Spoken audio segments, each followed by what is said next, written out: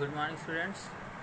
आज हम लोग interest on partners drawings, past adjustment और गारंटी टू अ पार्टनर पढ़ने जा रहे हैं। तो इसमें हम लोगों को क्या देखना है, हमने लास्ट सेशन में इंटरेस्ट ऑन पार्टनर्स ड्राइंग का सिंपल मेथड पढ़ा था और अब हम उसका जो एवरेज मेथड है उसके बारे में स्टडी करने जा रहे हैं। और दूसरी बात है कि ये हमारा चैप्टर जो पार्टनरशिप का चैप्टर है वो है फंडामेंटल्स का। तो अब हम लोग स्टार्ट करने जा रहे हैं इंटरेस्ट ऑन पार्टनर्स ड्राइंग्स।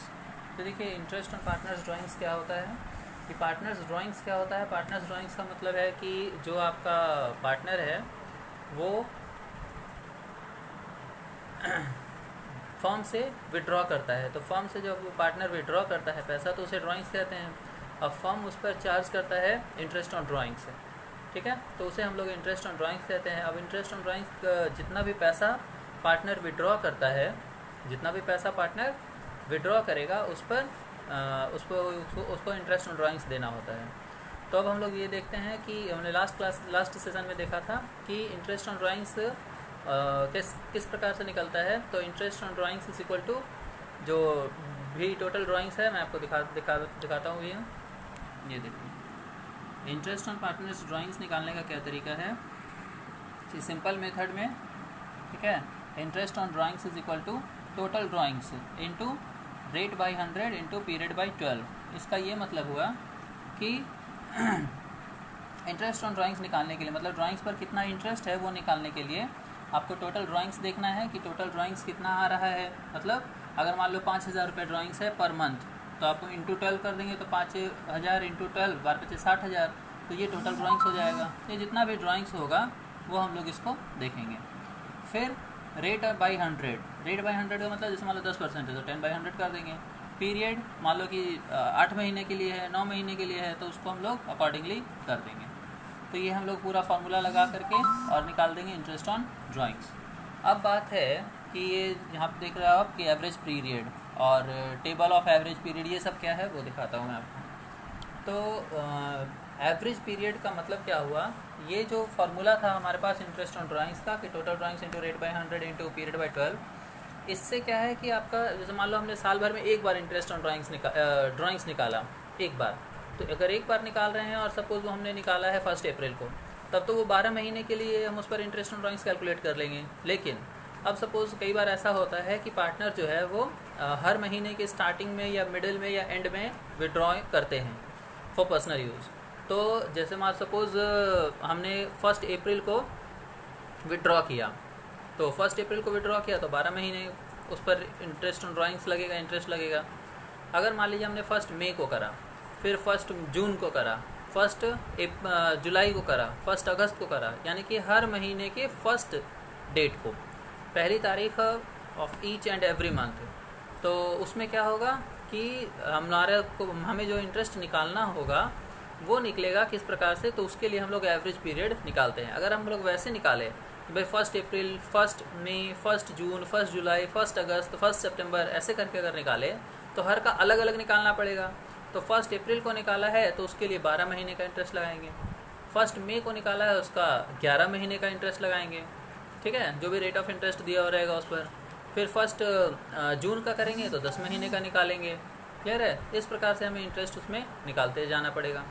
तो अब हम यहाँ पर एक फार्मूला देखने जा रहे हैं कि जिससे हम एक ही बार में सब हमेशा के लिए सारा इंटरेस्ट निकाल सकें, ठीक है। तो उसके लिए एक फार्मूला जो है हमारा, वो फार्मूला क्या था कि interest on drawings is equal to total drawings. तो अगर मान लो हमने इंटरेस्ट ऑन ड्राइंग्स निकाला है 5,000 रुपया पर मंथ, ठीक है, 5,000 रुपये per month on beginning of each month, तो 5,000 का टोटल ड्राइंग्स कितना हो जाएगा, 5,000 का ड्राइंग्स हो जाएगा 60,000 रुपया सालाना।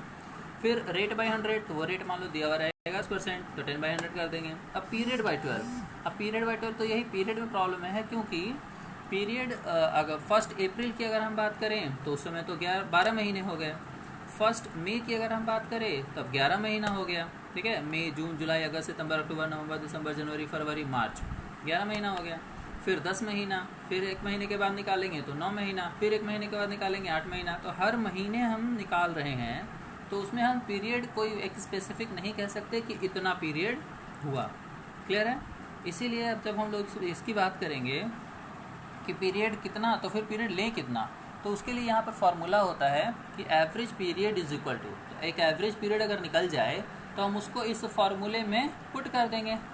ठीक है, एवरेज पीरियड जो निकल जाएगा उसको यहाँ पे पुट कर देंगे, हमारा इंटरेस्ट ऑन ड्राइंग्स निकल जाएगा।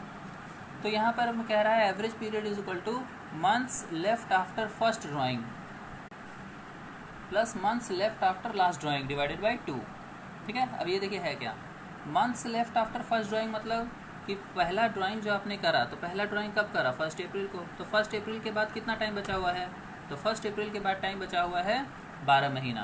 अप्रैल से आप जोड़ना शुरू करेंगे तो फिर उसके बाद months left after last drawing. अब लास्ट ड्राइंग देखिए आपका कब होगा, तो हमारा फाइनेंशियल ईयर अप्रैल, तो फर्स्ट ड्राइंग जो है वो हो गया आपका 1 अप्रैल को और लास्ट ड्राइंग होगा 1 मार्च को।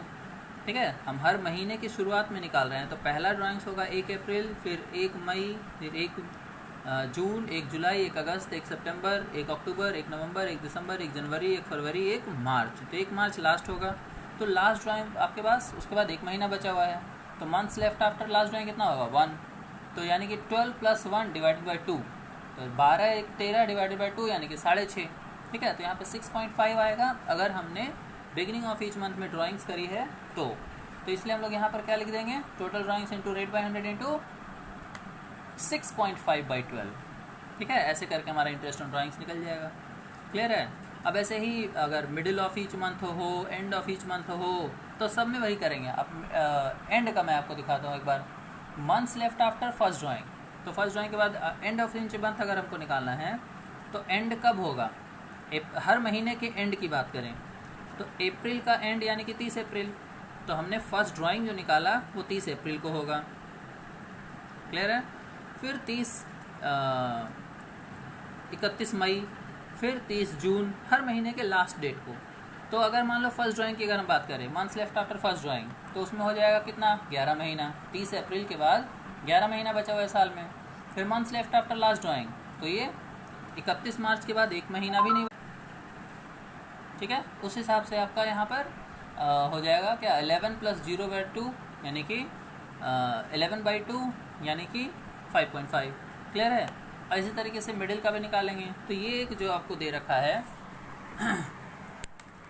यहाँ पर टेबल फॉर एवरेज। अब ये मैंने क्या करा है कि आपको एक टेबल बना करके दिखा दिया कि अगर मान लीजिए कि सबका सब होगा, सबको हम लोग लेकर के चलें, तो डेट सपोज कि हमने वो ड्राइंग्स जो है वो कब निकाला है। ठीक है, तो हम कह रहे हैं कि frequency of drawings per month अगर ईयरली है, ठीक है, ईयरली का मतलब हर महीने निकाल रहे हैं, 12 महीने, हर महीने हम निकाल रहे हैं बिगिनिंग ऑफ ईच मंथ, तो फ्रीक्वेंसी ऑफ ड्राइंग्स है पर मंथ, तो हर महीने हम निकाल रहे हैं, और अगर बिगिनिंग ऑफ ईच मंथ है तो 6.5 होगा एवरेज पीरियड। ये किस चीज़ का टेबल है, एवरेज पीरियड का, तो ये एवरेज पीरियड बिगिनिंग में अगर करेंगे तो 6.5 आएगा, मिडिल में करेंगे 6 आएगा, एंड में करेंगे तो 5.5 आएगा। ये कहाँ से आ रहा है, ये इस फार्मूले से आ रहा है, आप इसको करके देख भी सकते हैं। क्लियर है? ये आपका निकल के निष्कर्ष आ गया है कि कंक्लूजन इस तरीके से होता है। अब ये हाफ ईयरली है, मतलब अगर मान लो हम साल मान रहे हैं 6 ही महीने का है, ठीक है, 6 ही महीने का साल है, तब हम लोग क्या कैसे होगा कि 6 महीने का, तब फ्रीक्वेंसी ऑफ ड्राइंग्स जो होगा वो पर मंथ ही है। ठीक है, हर महीने निकाल रहे हैं हम लोग, तो बिगिनिंग ऑफ ईच मंथ अगर करेंगे तो 3.5 आएगा, मिडिल में 3 और एंड में 2.5 आएगा। आप इसको इस फॉर्मूले से करके देखेंगे तो आपको पता भी चल जाएगा। जैसे मैं एक आपको 3.5 वाला करके जल्द दिखा देता हूँ। Months left after first drawing, तो 6 महीने का ही टाइम है, तो बिगिनिंग अगर हुआ तो 6 महीना होगा, और एंड में होगा तो 1 महीना होगा, तो 6 और 1 7/2। ठीक है, तो 7/2 यानी कि 3.5, तो ये 3.5 आ गया यहाँ पे। ठीक है, अब ये 9 मंथ्स का मान लो, साल ही 9 मंथ्स का है, पूरे पीरियड ही 9 मंथ्स का है, और हर महीने निकाल रहे हैं हम लोग first month beginning of each month में, तो वहाँ पर उस केस में 5, 4.5 और 4 आएगा। और अगर क्वार्टरली ड्राइंग्स है आपका, हर 3 महीने पे हम ड्राइंग्स निकाल रहे हैं पर क्वार्टर, एक क्वार्टर में 3 महीना होता है, तो हर 3 महीने पे निकाल रहे हैं, तो पहला अगर बिगिनिंग ऑफ ईच मंथ रहेगा, बिगिनिंग वाली बात रहेगी, तो बिगिनिंग में 7.5 आएगा। ठीक है, अगर मिडिल रहेगा तो मिडिल में 6 आएगा, और अगर एंड रहेगा तो एंड में 4.5 आएगा। क्लियर है? ये आपका टेबल फॉर एवरेज पीरियड हो गया। ठीक है। क्लियर है? अब इससे रिलेटेड एक क्वेश्चन देख लेते हैं।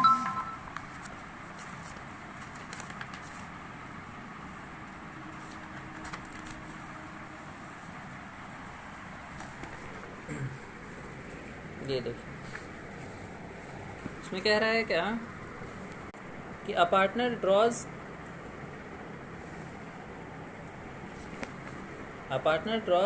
$10,000 per month under the partnership deed.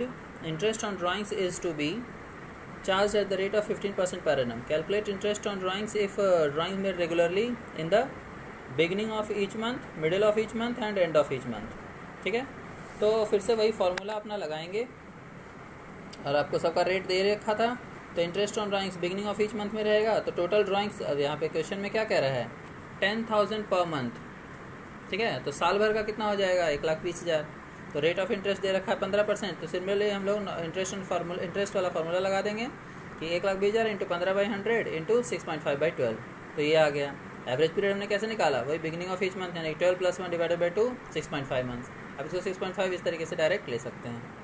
फिर एंड रहेगा तो ये देखिए 6 मिडिल रहेगा तो 6/12 लिया है, और अगर एंड है तो 5.5/12 लिया है। तीनों करके हमने निकाल लिया।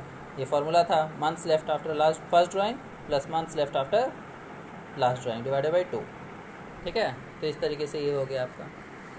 नेक्स्ट जो टॉपिक है हमारा वो है एडजस्टमेंट इन क्लोज्ड अकाउंट्स या पास्ट एडजस्टमेंट्स।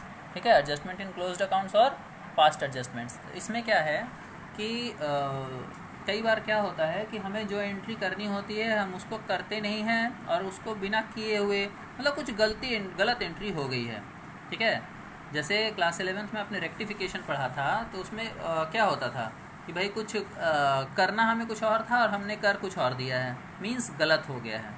ठीक है, तो गलत हो गया है तो अब उसको रेक्टिफाई करते थे। तो यहाँ पर क्लास 12th में भी आप याद करो, क्लास 11th में भी हमने कहा था कि क्लास 12th में भी रेक्टिफिकेशन का यूज़ मिलेगा आपको। तो ये वही आ गया है टाइम आपके पास कि रेक्टिफिकेशन का यूज़ आ गया है। तो रेक्टिफिकेशन किस तरीके से करते हैं इसमें ये देखिए। तो कई प्रकार की गलतियाँ हो सकती हैं, जैसे एडजस्टमेंट। तो इंटरेस्ट ऑन कैपिटल ओमिटेड, तो इंटरेस्ट ऑन कैपिटल अगर हमने नहीं दिया है, तो जैसे मान लो कि इंटरेस्ट ऑन कैपिटल पार्टनर्स को देना था और हमने नहीं दिया, तो गलती हो गई है, तो उसको आपको रेक्टिफाई करना पड़ेगा, एडजस्ट करना पड़ेगा। इंटरेस्ट ऑन ड्राइंग्स ओमिटेड, अगर हमने इंटरेस्ट ऑन ड्राइंग्स जो है वो पार्टनर से लेना था लेकिन नहीं लिया, तो उसका भी आपको एडजस्टमेंट करना पड़ेगा। रॉन्ग डिस्ट्रीब्यूशन ऑफ प्रॉफिट देना था कुछ, दे कुछ और दिया, तो उसका भी आपको ट्रीटमेंट करना पड़ेगा। Salary on commission omitted, partners को सैलरी देना था, कमीशन देना था, लेकिन हमने दिया ही नहीं है, तो उसका भी आपको एडजस्टमेंट करना पड़ेगा। तो किस प्रकार से एडजस्टमेंट होगा वो देखना है। तो इसके लिए हम लोग क्या करते हैं, तो आपको करना क्या होता है, 2 स्टेप पे है। फर्स्ट स्टेप है टेबल शोइंग एडजस्टमेंट बनाना होता है, और दूसरा स्टेप है आपका पास्ट एडजस्टमेंट एंट्री। ठीक है, तो एक है टेबल शोइंग एडजस्टमेंट पहले बनाएंगे और उसके बाद हम लोग उसमें एडजस्टमेंट एंट्री पास करेंगे। तो क्वेश्चन आपसे पूछेगा कि भाई एडजस्टमेंट एंट्री पास कीजिए। ठीक है, उसको मतलब किस चीज़ से है, ये एडजस्टमेंट एंट्री से। ठीक है, उसको ये टेबल शोइंग एडजस्टमेंट से मतलब नहीं है, लेकिन बिना इसके बनाए आपका ये एडजस्टमेंट एंट्री नहीं आएगा। और ये 4 मार्क्स में क्वेश्चन आएगा, तो ये टेबल शोइंग एडजस्टमेंट आपको बनाना ज़रूरी है। क्लियर है, तो ये आपका मेन आंसर का पार्ट होता है और ये वर्किंग नोट में जा सकता है। अब ये टेबल शोइंग एडजस्टमेंट बनता कैसे है वो देखते हैं। तो ये आपका टेबल शोइंग एडजस्टमेंट है। क्या करते हैं इसमें, पर्टिकुलर्स एज कैपिटल अकाउंट में डेबिट क्रेडिट, ठीक है, बीज कैपिटल अकाउंट डेबिट क्रेडिट और फर्म का डेबिट क्रेडिट। अब ये है क्या, ये देखते हैं। करेक्ट ट्रांजेक्शन मतलब कि जो करेक्ट होना चाहिए था, जिस प्रकार से अभी उसको हम लोग एक क्वेश्चन के हिसाब से भी देखेंगे, पहले ये फॉर्मेट देख लेते हैं। तो करेक्ट ट्रांजैक्शन में क्या हो गया कि मतलब जो सही होना क्या चाहिए था उसके हिसाब से देखेंगे कि ए डेबिट हो रहा है कि क्रेडिट हो रहा है। सपोज मैं एक एग्जांपल लेता हूँ इंटरेस्ट ऑन कैपिटल का। तो इंटरेस्ट ऑन कैपिटल जब हम लोग देते हैं, तो इंटरेस्ट ऑन कैपिटल आप याद करो एज कैपिटल अकाउंट की यहाँ पर बात कर रहे हैं। ठीक है, ए कोई पार्टनर है, बी कोई पार्टनर है। तो ए में इंटरेस्ट ऑन कैपिटल क्या होता है, उसको दिया जाता है, उनके क्रेडिट होता है। ठीक है, जब हम पार्टनर को कुछ पैसा दे रहे हैं तो उसमें वो क्रेडिट होगा। तो एज कैपिटल अकाउंट डेबिट या क्रेडिट, तो क्रेडिट में आएगा अमाउंट। तो करेक्ट ट्रांजैक्शन में इंटरेस्ट ऑन कैपिटल अगर हमने देना था और दिया नहीं है, तो क्या करेंगे, एज कैपिटल अकाउंट में क्रेडिट में अमाउंट वाला लिख देंगे। मान लो 500 आ रहा है तो यहाँ लिख देंगे। बीज कैपिटल अकाउंट में भी वैसे ही, मान लो उसका 1000 आ रहा है तो यहाँ लिख देंगे। और फर्म में डेबिट में लिखाएगा, मतलब कि ए को दे रहे हैं, फर्म जो है वो ए को दे रहा है, बी को दे रहा है, ठीक है। तो ए और बी का क्रेडिट होगा और फर्म का डेबिट होगा, क्योंकि P&L फर्म के लिए हम लोग P&L एप्रोप्रिएशन अकाउंट बनाते हैं, तो वहाँ पर फर्म का डेबिट हो जाएगा। क्लियर है। फिर रॉन्ग ट्रांजेक्शन, क्लियर है। अगर मान लीजिए कुछ रॉन्ग ट्रांजेक्शन हुआ है तो उसको हम लोग रेक्टिफाई करना है। तो इसको अब हम लोग क्या करेंगे कि जितना भी ये फर्म का, अब सपोज इसको कैसे समझना है कि जितना भी पैसा ए और बी को देना था और हमने दिया नहीं, तो ये फर्म के लिए क्या खर्चा करना था, लेकिन खर्च हुआ नहीं है, तो अब वो खर्च करना पड़ेगा। ए और बी को अगर हम उसी टाइम पर पैसा दे देते इंटरेस्ट ऑन कैपिटल का, तो इसका फर्म डेबिट होता, ठीक है। मतलब कि वो फर्म में लॉस जाता और ए और बी को फ़ायदा पहुंचता। तो हमने किया नहीं, अब करेंगे। तो अब करेंगे तो हम प्रॉफिट वगैरह तो हम पहले ही बांट चुके हैं, बिना इंटरेस्ट ऑन कैपिटल के ही हम प्रॉफिट बांट चुके हैं। तो अब जब हम इंटरेस्ट ऑन कैपिटल देंगे तो उसके लिए वो लॉस है। क्लियर है। अब जब हम उसको प्रॉफिट देंगे तो उसके लिए क्या है, वो लॉस है। तो इसलिए अब हम डिस्ट्रीब्यूशन ऑफ लॉस करके और उसको यहाँ पर फर्म में क्रेडिट हो जाएगा और ए और बी में डेबिट हो जाएगा। फिर इसका टोटल करके और नेट इफेक्ट देंगे कि जिसका क्रेडिट ज़्यादा आ रहा है कि डेबिट ज़्यादा आ रहा है, उसी हिसाब से हम लोग एडजस्टमेंट एंट्री कर देंगे। अगर ए का डेबिट आ रहा है, बी का क्रेडिट आ रहा है, तो उसी प्रकार से हम एंट्री पास कर देंगे। इसको एक क्वेश्चन के हिसाब से समझते हैं, सब ज़्यादा अच्छे से समझ में आ जाएगा।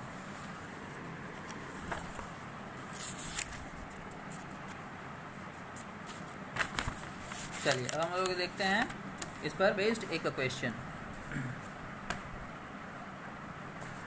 देखिए क्वेश्चन क्या कह रहा है। सबसे पहले क्वेश्चन पढ़ते हैं। 35 P and Q were partners in a firm sharing profits and losses equally. तो प्रॉफिट शेयरिंग रेशियो PQ का, सपोज दो पार्टनर हमने लिया है PQ, तो उसका जो प्रॉफिट शेयरिंग रेशियो है वो इक्वल है। Their fixed capital were 1 lakhs and 50,000 respectively, ठीक है। फिक्स्ड कैपिटल का मतलब क्या है, यहाँ पर वो हम लोग बना रहे हैं कैपिटल अकाउंट और करेंट अकाउंट वो वाला। तो उसमें 1 लाख और 50,000 उनका कैपिटल दे रखा है। The partnership deed provided for interest on capital at the rate of 10% per annum. तो इंटरेस्ट ऑन कैपिटल 10% दे रखा है। और for the year ended the profits of the firm were distributed without providing interest on capital. तो interest on capital हमने दिया नहीं, ठीक है, यही गलती हो गई है। बिना इंटरेस्ट ऑन कैपिटल के फर्म ने प्रॉफिट बांट दिया है। तो अब क्या करना होगा, तो हमें वही, आपको क्वेश्चन क्या कह रहा है, pass necessary adjustment entry to rectify the error. तो कैसे हम लोग करेंगे वो जी। तो देखिए जी, सॉल्यूशन में क्या है कि एडजस्टमेंट एंट्री दिया है और उसके बाद ये वर्किंग नोट में जो है वो टेबल शोइंग एडजस्टमेंट ये सब दिखाया है। क्लियर है। तो हम लोग पहले टेबल शोइंग एडजस्टमेंट को देखते हैं। क्लियर है। तो अगर हम लोग देखें तो ये 1 लाख रुपया है कैपिटल और ये इधर 50,000 रुपया कैपिटल है। तो इस पर इंटरेस्ट ऑन कैपिटल कितना होगा उसकी बात करते हैं। तो ये है calculation of interest on capital. तो 1 लाख P का 1 लाख पे 10% 10,000, Q का 50,000 पे 10% 5,000, ठीक है। तो ये टोटल इंटरेस्ट ऑन कैपिटल हो गया 10 और 5 15,000, ठीक है। अब यही वो इंटरेस्ट ऑन कैपिटल है जो कि देना चाहिए था और हमने दिया नहीं है। तो अब देंगे तो ये फर्म के लिए लॉस है, ठीक है। ये इंटरेस्ट ऑन कैपिटल पहले, तो यही फर्म के लिए क्या हो जाएगा, लॉस हो जाएगा। क्लियर है। तो अब देखिए टेबल शोइंग एडजस्टमेंट में किस प्रकार से हम उसको शो करते हैं। तो फॉर्मेट देखा था हमने पर्टिकुलर्स, ठीक है। अब जो भी पार्टनर हैं, ठीक है, P और Q है। और ये करंट अकाउंट क्यों लिखा है हमने, P's करंट अकाउंट क्यों, क्योंकि ये फिक्स्ड मेथड था। देखिए यहाँ पर क्वेश्चन लिखा हुआ था their fixed capital were. Clear है। तो फिक्स्ड मेथड में हमने पढ़ा है 2 प्रकार का मेथड होता था, फ्लक्चुएटिंग मेथड और फिक्स्ड मेथड। तो फिक्स्ड मेथड में हम लोग 2 अकाउंट बनाते थे। तो अब किसी भी प्रकार का एडजस्टमेंट होगा तो फिक्स्ड मेथड में 2 प्रकार का अकाउंट होता था, पार्टनर्स कैपिटल अकाउंट और पार्टनर्स करंट अकाउंट, ठीक है। तो पार्टनर्स करंट अकाउंट में हम लोग उसको क्या करेंगे कि डाल देंगे। तो इसलिए ये P's करंट अकाउंट और Q's करंट अकाउंट में सारी चीज़ें लिखाएंगे। चलिए, तो पहला है इंटरेस्ट ऑन कैपिटल। तो ये इंटरेस्ट ऑन कैपिटल आ रहा था कितना, P का देखिए P का आ रहा था 10,000 और Q का 5,000। तो ये P को इंटरेस्ट ऑन कैपिटल मिलेगा, तो इसलिए P के करंट अकाउंट में हमने इसको क्रेडिट कर दिया है। ये क्रेडिट साइड में लिखा है 10,000, Q का भी क्रेडिट होगा 5,000, ठीक है। अब ये फर्म का टोटल हो जाएगा 15,000, यानी कि 15,000 फर्म को ये डेबिट यानी कि लॉस हुआ है, ठीक है।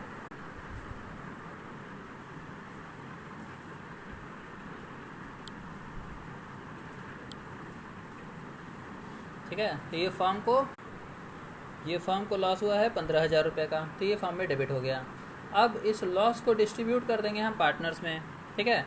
तो फर्म का जो डेबिट हुआ है वो क्रेडिट हो जाएगा 15,000, और इनमें जो भी प्रॉफिट शेयरिंग रेशियो दिया हुआ रहेगा, ठीक है। तो प्रॉफिट शेयरिंग रेशियो यहाँ पर इक्वली दिया हुआ था, क्लियर है। तो हम लोग 15,000 को इक्वली बांट देंगे, 7,500 7,500, ठीक है। तो लॉस है तो फर्म को इसको लिखेंगे क्या, for sharing the above loss equally, ठीक है। डिस्ट्रीब्यूशन ऑफ लॉस, यहाँ पे आप डिस्ट्रीब्यूशन ऑफ लॉस भी देख सकते हो, क्लियर है। तो इसमें हम लोग डेबिट कर देंगे 7,500 7,500, और यहाँ पे 15,000 हो जाएगा। तो ये सब करके अब इसको बैलेंसिंग फिगर अब कीजिए, मतलब प्लस माइनस कीजिए। तो क्रेडिट 10,000 और डेबिट 7,500, तो ये कितना हो जाएगा, 10,000 7,500 माइनस करेंगे तो नेट इफेक्ट जो आएगा वो आएगा कितना, 2,500 रुपया क्रेडिट। 2,500 कहाँ से आया, ये माइनस करके आया। और क्रेडिट कहाँ से लिखा आया, कि जो बड़ा है, क्रेडिट बड़ा है कि डेबिट बड़ा है, तो यहाँ पे क्रेडिट बड़ा है पी के केस में, तो यहाँ पे क्रेडिट लिख दिया। क्यू के केस में आइए, तो क्यू में डेबिट आपका 7,500 है और क्रेडिट 5,000 है, तो ये आपका 2,500 रुपया डेबिट हो गया, क्योंकि डेबिट बड़ा है इसीलिए। फॉर्म में तो डेबिट क्रेडिट बराबर है, तो यहाँ नील हो गया। तो अब यहाँ पर अगर इसको देखें तो पता चल रहा है कि पीस करेंट अकाउंट क्रेडिट में है और क्यूज़ करेंट अकाउंट डेबिट में है। तो इसकी जर्नल एंट्री क्या बन गई, Q's current account debit 2,500 to P's current account 2,500, ये जर्नल एंट्री हो जाएगी आपकी। Q's current account debit to P's current account 2,500 2,500, clear है, ठीक है, इस तरीके से। तो अब ये हमने इसमें पास्ट एडजस्टमेंट भी कर लिया। अब इसके जो क्वेश्चन है उसको आप करोगे और इंटरेस्ट ऑन ड्राइंग्स वाला क्वेश्चन करेंगे, जो भी क्वेरी होगी उसको देखेंगे। Thanks class.